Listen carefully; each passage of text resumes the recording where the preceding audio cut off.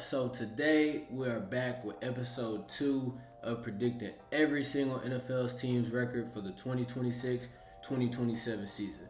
Today we're doing my arch nemesis, the Philadelphia Eagles.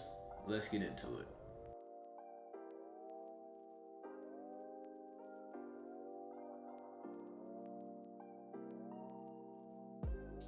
Alright, so we are doing the Philadelphia Eagles, and with them being my arch nemesis, I do want to say that I will remain unbiased. Game can recognize game. They won at a high clip over the last couple of years. They have a Super Bowl. They have a lot of great players at different positions, so I don't think they are just a pushover. So starting off week 1, they play the Washington Commanders, who is a team that dealt with a lot of injuries last year. Had to cycle through running backs, play with the backup quarterback for most of the year. The best pass rusher, Dorrance Armstrong, was out for most of the season. Terry McLaurin was in and out the lineup. Deebo Samuel was in and out of the lineup. Their secondary was not as good as you thought it would be. Although Bobby Wagner is a surefire Hall of Famer, they had him starting at linebacker. I think that they did get a lot better. But I think it's going to come to how well do they mesh. And starting off the year, the Eagles have that continuity, so I think they go into week 1 and they win that game. Going into week 2, they play the Tennessee Titans, a young team. They have a quarterback in Cam Ward that's going into year 2. You brought in a whole new coaching staff with Robert Saleh and all of his guys. You traded for Jermaine Johnson. You drafted Carnell Tate. You still have Eric Aromanor. You have a lot of young talent on that team that can progress. But at the end of the day, they still have to progress and to gel and to learn the new system and all these different things. So very early in the season, I think the Eagles take that game and start off the year 2-0. Next, you have the Chicago Bears. It was Caleb's year 2. It was the first year with Ben Johnson and Caleb collab. And I thought as the year got on, they got so much better. And I love what they built. I love their young receivers and Luther Burden and Rome Odunze. Their offensive line is solid. I think their pass rush could be a lot better, but that defense did turn people over at a high clip. I like what they did in Chicago. I think that these two teams match up pretty well with each other with the amount of talent on both teams. I think this will be a low-scoring game, like 20-21. It'll be a one-possession game, but I do think the Chicago Bears win this one. I think they just make a couple of more plays on offense than the Eagles do, so I have the Chicago Bears winning. Week 4, they have the Los Angeles Rams, and I'm on record thinking that them and the Seattle Seahawks are the two best teams in the NFL. Matthew Stafford obviously is the reigning MVP, played at a super high level with Devontae Adams and Puka Nacua. That defense was great. Their run game is good. They don't really have too many holes, if any. So I'm going to go with the Los Angeles Rams. Week 5, you have the Jacksonville Jaguars, and they started to put a lot of good things together. I think Liam Cohen in year 1 showed that he can develop a quarterback. Whether Trevor Lawrence is his guy is not, Trevor got a lot better. Parker Washington emerged, being that slot guy that was just kind of always open. The defense, with the additions that they had, obviously they lost Devin Lloyd, but with Jordan Lewis and all the guys that they brought in, the defense was a lot better than it has been over the last couple of years. I think Philly, obviously, they have a good O-line. I think they're a little shaky in the middle. Their receivers, we'll see what happens with A.J. Brown, but I do like Devontae Smith and Mekhi Lemon.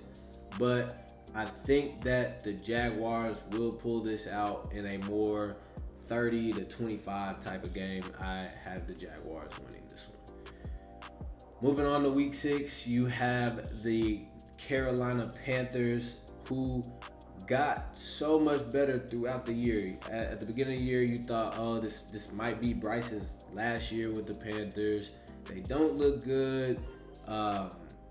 They weren't gelling. The defense is like you spent all these high picks and it's not doing what you want them to do.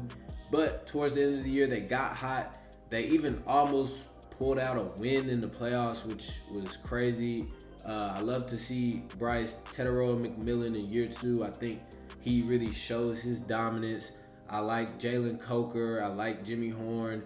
Even Xavier Legette. I like a lot of the things that they're building over there. They're able to run the ball. I think Bryce is going to continuously get better, even if it's by small increments.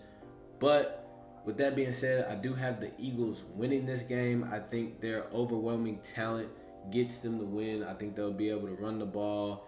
I think they will be able to hold Bryce to a average to below average game, and I think they win that one.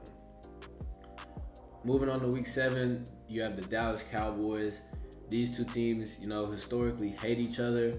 I think they match up well with strengths v strengths. I think the O-line and the run game versus what the projection is for Dallas's run defense.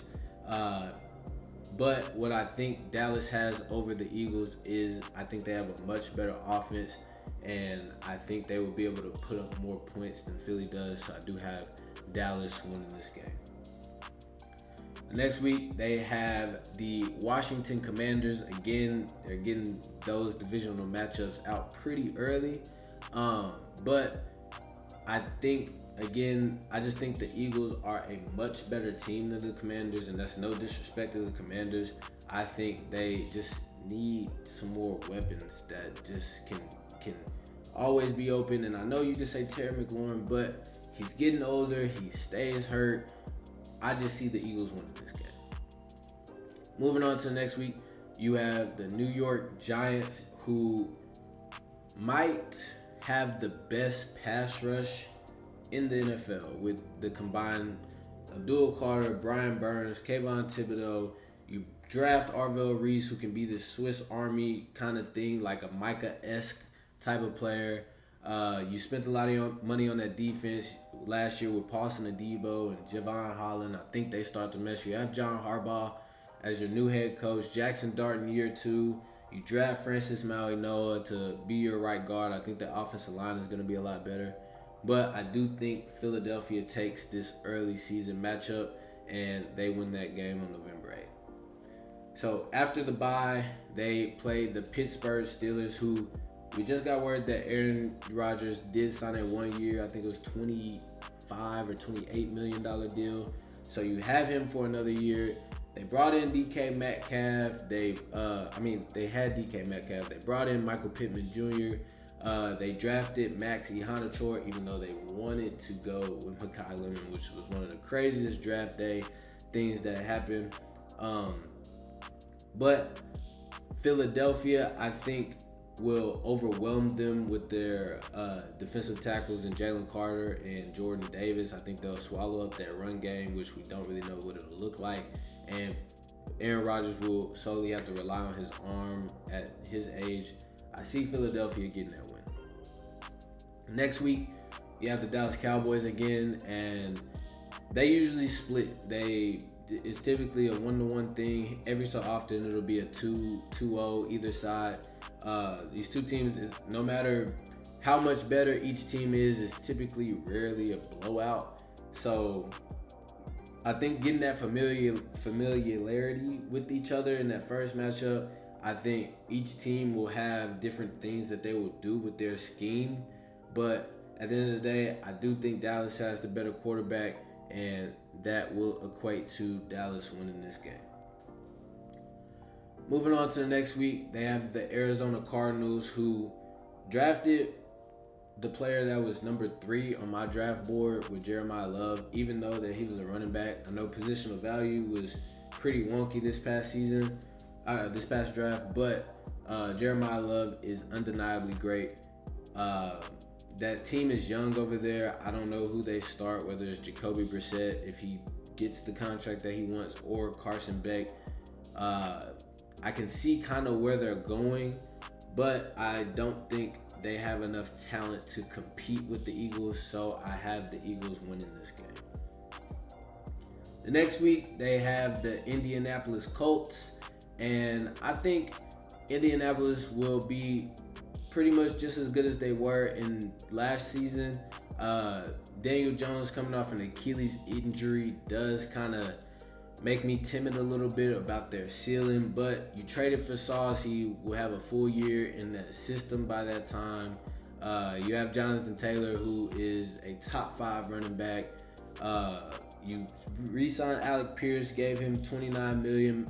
I think he takes another step in that offense now that he is the for sure number 1 wide receiver.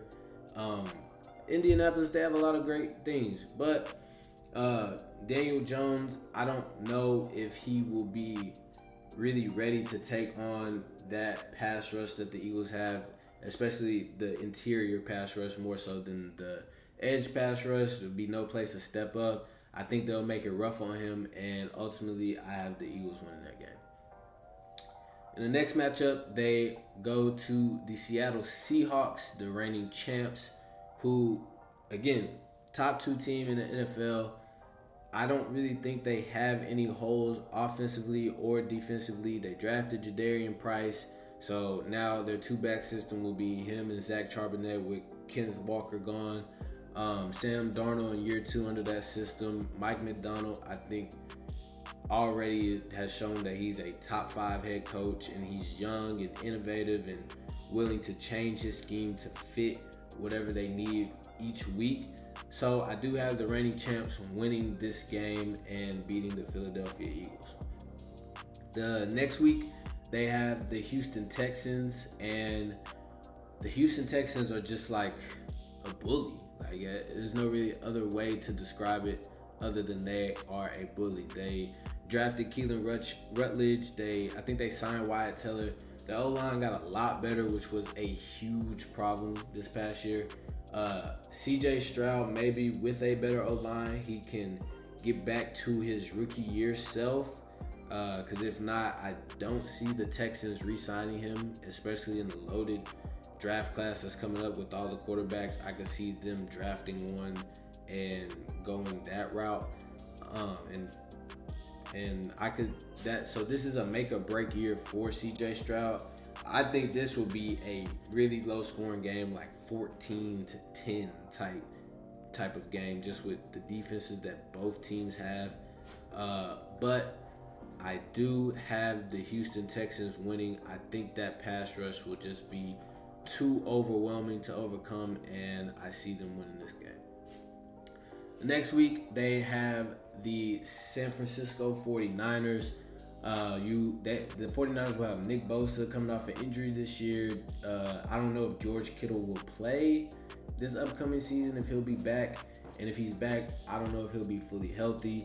You have Fred Warner, who will be fully healthy off of that ankle injury. They brought in Mike Evans, which was a huge addition. These two teams go back and forth. I know San Francisco beat them in the playoffs, but I do think that the Eagles can compete with them. I think the Eagles match up pretty well with them. You have Tyreek Woolen now to match up with the bigger receivers. You still have Quinyon Mitchell, Cooper DeJean in the slot. Zach Bond is still there. I think Jahad Campbell will kind of show more in year 2. And ultimately, I think it will be a back and forth game for the most part. But I do have the 49ers winning this game. And lastly, I have the New York Giants. I think the Giants will get better as the year goes on. The only thing that kind of worries me about the Giants is their defensive tackle room. I think with the way that the league is going, having a dominant interior defensive line room helps you win football games, because it helps you, one, stop the run, and that's probably the biggest thing to win a football game.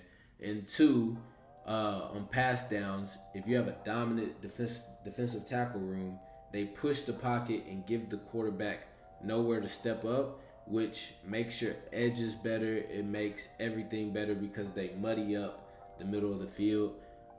So I think the Eagles come out with a win in this game and finish off their season like that. So with that being said, I do have the Philadelphia Eagles going 9-8 on the season. I see a lot of highs, a lot of lows.